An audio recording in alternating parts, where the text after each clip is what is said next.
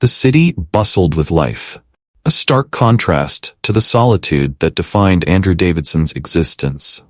At 45, Andrew was a man of immense wealth and power, but his life was as hollow as the opulent halls of his mansion. Since his wife's death a decade ago, Andrew had channeled all his energy into expanding his business empire. His belief that money could solve any problem led him into a series of fleeting relationships with young women, none of whom ever stayed for long. It was in this context that Andrew first encountered Angela. She was a 20-year-old waitress at a small, unassuming food shop, nestled in a quiet corner of the city. Angela's life revolved around her work and her ailing mother, whose condition had become increasingly dire. The surgery her mother desperately needed was beyond Angela's means, casting a shadow over every aspect of her life. The modest food shop, where she spent long hours serving customers, was her only source of income. Andrew's visits to the food shop began innocuously enough. He was immediately struck by Angela's beauty and the quiet strength that she exuded despite her evident hardships. He started frequenting the shop, indulging in lavish displays of affection, flowers, expensive gifts, and compliments, hoping to win her favor. Angela, however, remained distant, her primary focus on saving enough money for her mother's surgery. She saw Andrew as just another wealthy customer whose attention, though flattering, was ultimately a distraction. At home, Andrew's son Harris lived a life of reckless indulgence. At 22, he was more interested in parties and casual flings than in the business world or his father's strained attentions. The disconnect between father and son was palpable. Harris had grown up in the shadow of Andrew's ambition, and the lack of emotional connection left him feeling abandoned and resentful. His relationship with Angela was one of the few genuine aspects of his life, though he remained oblivious to her struggles and the growing complexities surrounding her. Martina, Andrew's 20-year-old niece, had been living with him since the death of her father, James, who had been Andrew's business partner. Martina harbored deep-seated admiration for her late father and a complex mixture of respect and frustration towards Andrew. She found herself caught between the loyalty she felt towards Andrew, who had taken her in after her father's death, and her own desire for a more authentic life. Martina's feelings for Harris were a source of inner conflict. Though she was drawn to him, she struggled with the familial bonds and the moral implications of pursuing a relationship with him. Her loyalty to her family, combined with her own personal desires, created a turbulent, emotional landscape. As the tension between Andrew and Angela grew, so did the complexities of their interactions. Andrew, increasingly captivated by Angela's beauty and resilience, made a grand romantic gesture, proposing marriage in an extravagant display. Angela's initial reaction was one of shock and discomfort. The disparity between their worlds was stark, and the proposal, though generous, felt like an intrusion into her carefully controlled life. Angela's desperation to save her mother took a dire turn when the doctors informed her of the exorbitant cost of the surgery. With no other options, she reluctantly accepted Andrew's proposal, agreeing to marry him in exchange for the funds needed for her mother's operation. The decision was made with a heavy heart, torn between her need to protect her mother and the personal sacrifice she was making. Meanwhile, Jack, Martina's half-brother, had been away for years, nursing a grudge against Andrew. He believed that Andrew's greed and deceit had led to the death of his father, James. Jack's resentment had grown over the years, and his return to town was driven by a desire for revenge. He viewed Andrew's marriage to Angela as another example of his manipulative nature. Jack's arrival in town was marked by a quiet determination. He observed the unfolding drama from the shadows, his anger simmering beneath the surface. His resentment was fueled by the belief that Andrew's actions had not only ruined his family's life, but had also deprived him of a rightful place in the family and the wealth that came with it. As Andrew's wedding to Angela approached, the intricate web of relationships and emotions was set to unravel. Each character, driven by their own motivations and struggles, was positioned on a collision course. The stage was set for a dramatic convergence of personal ambitions, betrayals, and hidden agendas. In this tense atmosphere, the lives of Andrew, Angela, Harris, Martina, Jack, and Merkel intersected in ways that none of them could have predicted. The choices they made and the secrets they kept would soon come to light, setting the stage for a story full of suspense, emotional turmoil, and unexpected revelations. The days leading up to Andrew and Angela's wedding were fraught with tension, not just for the two of them, but for everyone whose lives were intertwined with theirs. The mansion, usually a symbol of Andrew's wealth and power, now felt like a prison, suffocating under the weight of secrets and unspoken emotions. Angela, though grateful for the financial help to save her mother, was emotionally conflicted. She had agreed to marry Andrew out of necessity, but her heart was still with Harris. Her love for him had been real, and now that bond was shattered. Every day felt like a tightrope walk, between her duty to her mother and the deep sadness of losing the one person who had offered her something genuine. On the day she broke the news to Harris, she felt the walls of her world collapse around her. Harris had returned to the food shop after several days hoping to see Angela. Instead, she revealed that she was marrying his father, a truth so devastating that it left him in stunned silence. His anger and disbelief were palpable. He couldn't understand why Angela would betray him like this, marrying the very man who had neglected and controlled him his entire life. Why? Harris demanded, his voice a mix of confusion and heartbreak. Why would you do this to me, to us? Angela's tears fell freely, but she kept her voice steady. I'm doing this for my mother, Harris. There's nothing I can do. I didn't want it to be this way. Harris stood frozen, staring at her in disbelief, before turning his back and walking away without another word. That was the last time they spoke before the wedding. Meanwhile, Martina, who had long harbored feelings for Harris, watched the situation unfold with growing resentment and sadness. Harris, who had never returned her affection, was now completely consumed by the betrayal he felt from Angela. He was emotionally unreachable, and Martina could see him spiraling out of control. Andrew, oblivious to the pain he was causing, saw the wedding as a business deal. For him, Angela was another trophy, and their marriage was another way to assert his control over the people around him. He showered her with lavish gifts, throwing an extravagant party to announce the marriage, completely unaware of the storm brewing in the hearts of his son, niece, and new wife. As the tension in the mansion reached unbearable levels, another shadow loomed on the horizon. Merkel, Andrew's former business partner, had been watching the events unfold from a distance. For years, he had been biding his time, waiting for the right moment to strike. Andrew had ruined Merkel's business, stealing his ideas, undercutting deals, and driving him out of their shared company years ago. Though Merkel had rebuilt his empire, the grudge he held against Andrew never faded. Merkel saw Andrew's obsession with Angela as an opportunity. He learned about the wedding, and with his deep ties in the city, also uncovered the strained relationship between Harris and his father. Sensing that Andrew's personal life was unraveling, Merkel began to put his plan into action. His goal was not just to ruin Andrew's business, but to dismantle his personal life as well. Merkel reached out to Jack, Martina's estranged half-brother. He had heard whispers of Jack's resentment towards Andrew, and he knew that Jack had long suspected Andrew's hand in his father James's death. Merkel played on Jack's bitterness, subtly planting ideas in his head about how Andrew needed to be taken down, not just for business reasons, but for personal justice. Jack, who had been simmering in his anger for years, found an unlikely ally in Merkel. He didn't trust the man, but he saw their goals aligning. Jack believed that Andrew had intentionally orchestrated the car accident that had killed his father, James. The thought had haunted him since the day of the crash. Now, with Merkel's encouragement, Jack became fixated on the idea of revenge. Jack returned to town under the guise of reconciling with Martina, but in reality, he was plotting his next move. Martina was happy to see her half-brother after so many years, but she could sense that something had changed in him. He was more closed off, more calculating. His visits were infrequent, and when they did meet, his conversations were always focused on Andrew. I know you hate what Uncle Andrew has done, Jack said one evening while visiting Martina at the mansion. We all do. But don't you ever wonder if it goes deeper?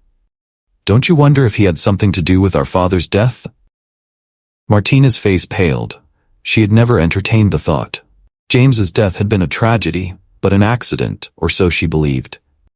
"You're being paranoid," she whispered, though her voice wavered with doubt.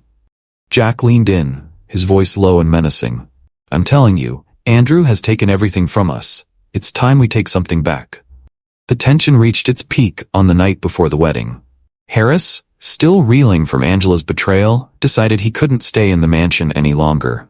He packed his things in the middle of the night and left, vowing never to return. As he sped away in his car, his heart a mixture of anger and sadness, he thought of Angela, unable to reconcile how the woman he loved could become his father's wife. Martina, left alone in the mansion after Harris's departure, spiraled into her own emotional crisis. Her feelings for Harris, her complicated relationship with her uncle, and now her half-brother's suggestions of foul play, all of it weighed heavily on her. She no longer knew who to trust or where her loyalties lay. Angela, on the other hand, lay awake in her new bedroom, staring at the ceiling. The wedding was just hours away, and she was about to become the wife of a man she did not love. Though she had made the decision for her mother's sake, the emotional toll was crushing. She thought of Harris, the love they once shared, and the life that might have been had things turned out differently. As the mansion stood silent in the dark of night, everyone seemed to be waiting for something to happen. And as the sun rose the next morning, that something would soon come to pass.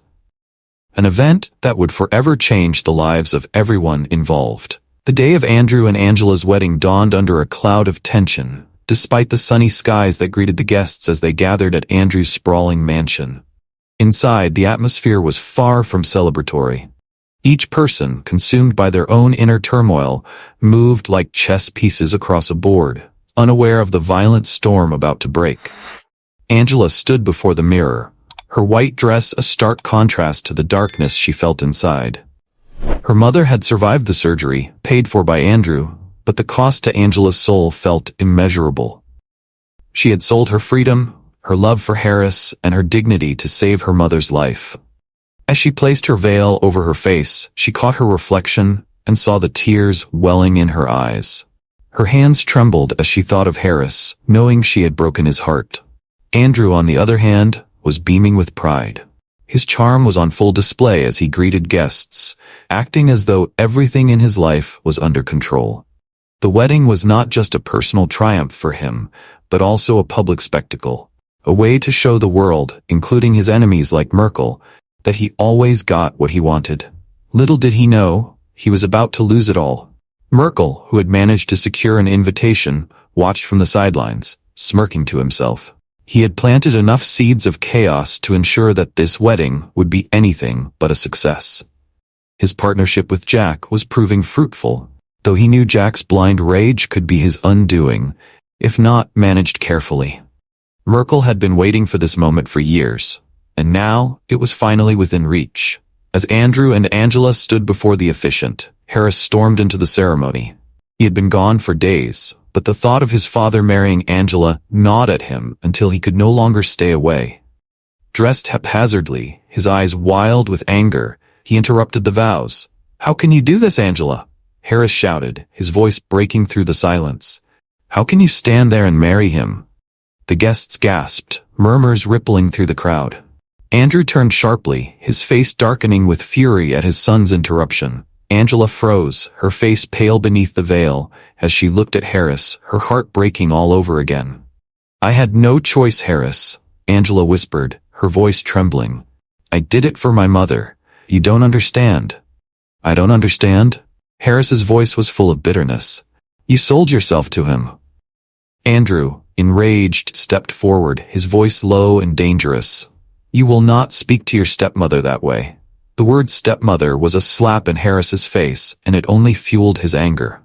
"You don't love her, father. You don't even care about her. She's just another one of your possessions, another woman you think you can buy." The tension in the air was unbearable. Guests watched in shock as father and son faced off in front of everyone, the rift between them now fully exposed. Angela, trapped between the two men, could only lower her head in shame, knowing she had been reduced to a pawn in this bitter power struggle. As the confrontation unfolded, Jack made his move.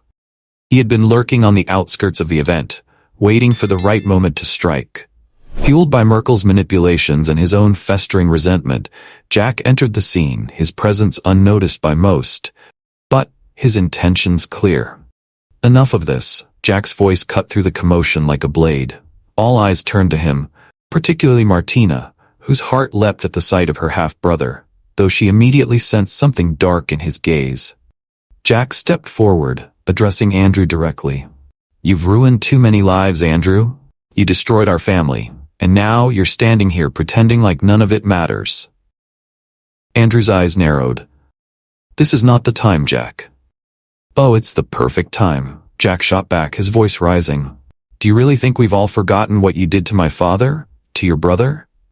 Martina's breath caught in her throat. The accusation hung in the air, thick and heavy.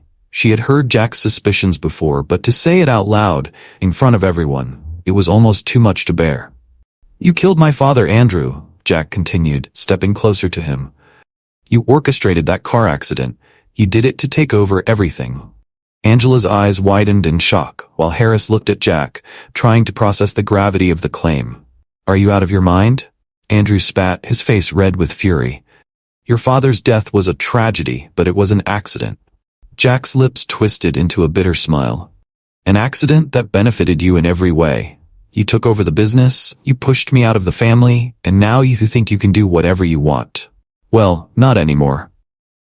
Before Andrew could react, Jack pulled out a gun from his jacket, aiming it directly at him. The crowd erupted in screams, and chaos broke loose. In the ensuing panic, the scene descended into chaos. Andrew stood frozen, staring down the barrel of the gun, his mind racing. Merkel, watching from the shadows, smiled slightly. This was what he had been waiting for, a complete dismantling of Andrew's life. He never intended for Jack to actually kill Andrew, but the situation had spiraled beyond his control. Martina screamed for Jack to stop, running toward him. "Jack, please, don't do this," she begged, tears streaming down her face. But Jack's hand was steady, his eyes locked on Andrew.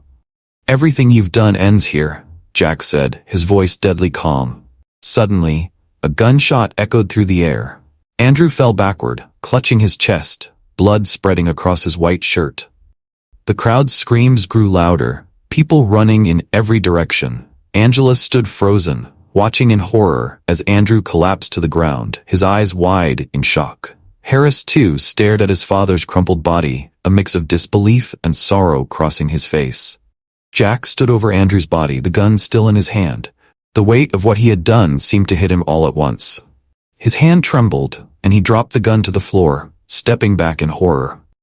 Martina rushed to Andrew's side, her sobs breaking the stunned silence. "No, no, no," she cried, cradling her uncle's head in her hands. But it was too late. Andrew was dead. The police arrived moments later, arresting Jack without resistance.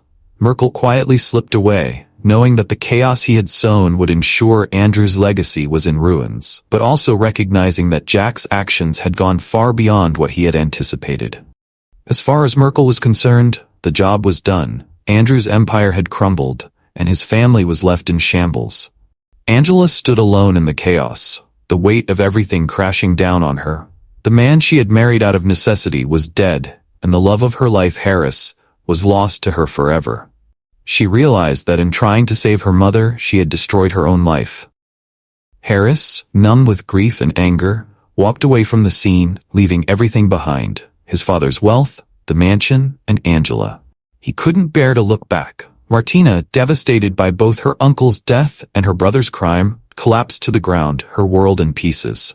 The wedding that was supposed to solidify Andrew's control had instead become his undoing, and now his family and his empire lay in ruins, with no one left to pick up the pieces. The aftermath of Andrew's murder sent shockwaves through the lives of everyone involved. What was once a powerful, wealthy family now lay fractured and broken, with no hope of repair.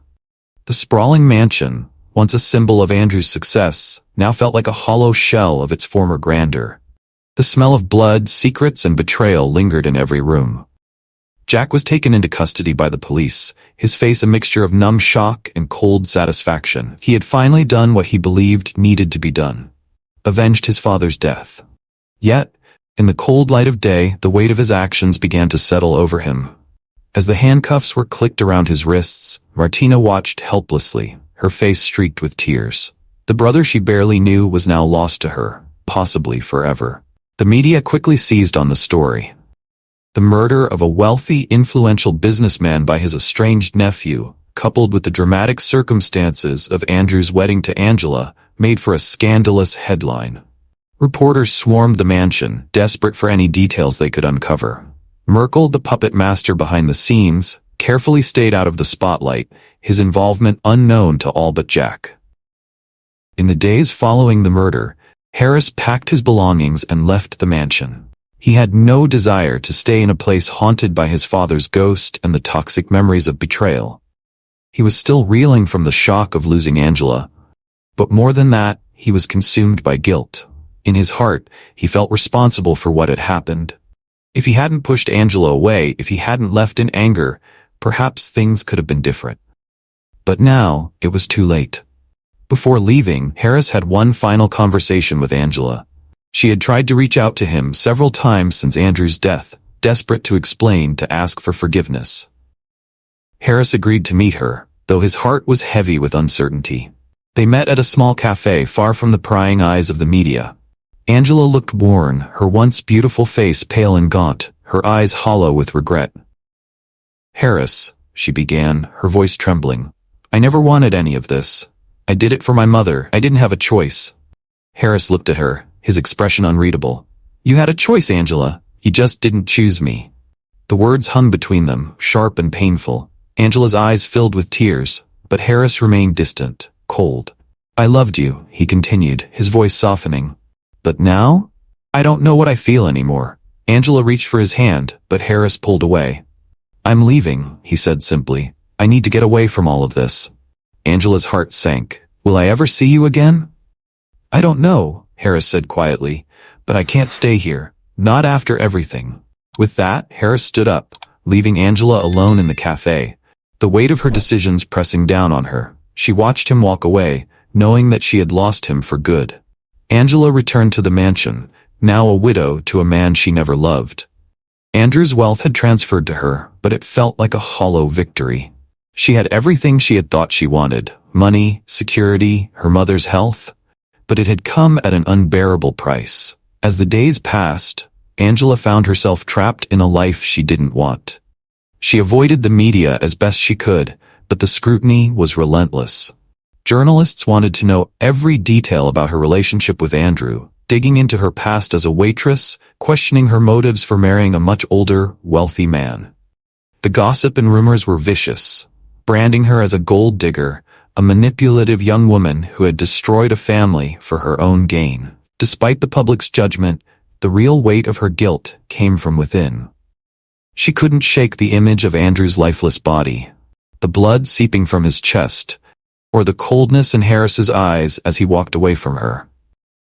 The love she had with Harris was gone, and now she was left alone with her regret.